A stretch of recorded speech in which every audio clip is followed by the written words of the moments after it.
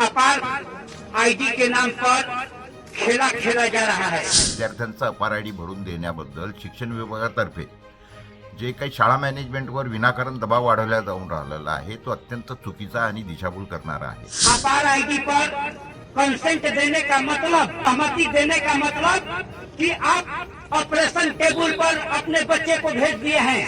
अगर ऐसा कोई भी स्कूल का, कॉलेज का व्यक्ति, उसका एम्प्लॉय अगर आपको बाउंड करता है तो डेफिनेटली उनके खिलाफ भी क्रिमिनल एक्शन लिया जा सकता है, क्योंकि अपार आईडी के नाम पर सरकार लुका छिपी का खेल कर रही है। और पिछले 4 सालों से आप लगातार सुन रहे होंगे कि आधार कार्ड का डाटा जो है लीक हो रहा है। सरकार एक तरफ अधिकारी कह रहे हैं कि अनिवार्य है और दूसरे तरफ शिक्षा मंत्रालय से लिख करके आ रहा है कि अनिवार्य नहीं है।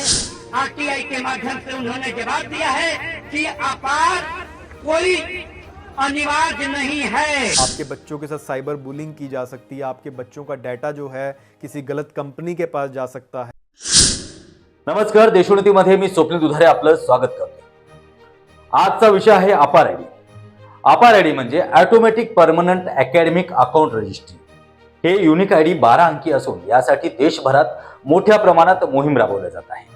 आतापर्यंत जवळपास करोडो विद्यार्थ्यांची अपार आयडी पूर्ण झाली असून अद्यापही अपार आयडी संदर्भात समज आणि गैरसमज मोठ्या प्रमाणात उद्भवत आहेत। हे समज आणि गैरसमज पालकांपर्यंत आणि विद्यार्थ्यांपर्यंत पोहोचवण्यासाठी आजचा आमचा विषय आहे आणि विशेष म्हणजे देशोन्नतीचा स्पेशल रिपोर्ट आहे। खरंच अपार कार्ड बनवणं सक्तीचं आहे का? अपार आयडी अर्थातच one nation one student ID programme हा राबवण्यात येत असून देशभरात ही मोहीम सध्या सुरू आहे। असं असतानाही शिक्षक तर संभ्रमात आहेत, पण आदेश काढणारे अधिकारी यांना देखील या संदर्भात पुरेशी माहिती नाही याची खंत आहे। कारण अपार आयडीच्या वेबसाईटवरती स्पष्टपणे उल्लेख केला आहे की अपार आयडी काढणं हे सक्तीचं नाही। असं असताना काही ठिकाणी केवळ मौखिक आदेश देऊन शिक्षकांवरती दबाव आणला जात असल्याच्या तक्रारी देखील समोर येत आहेत।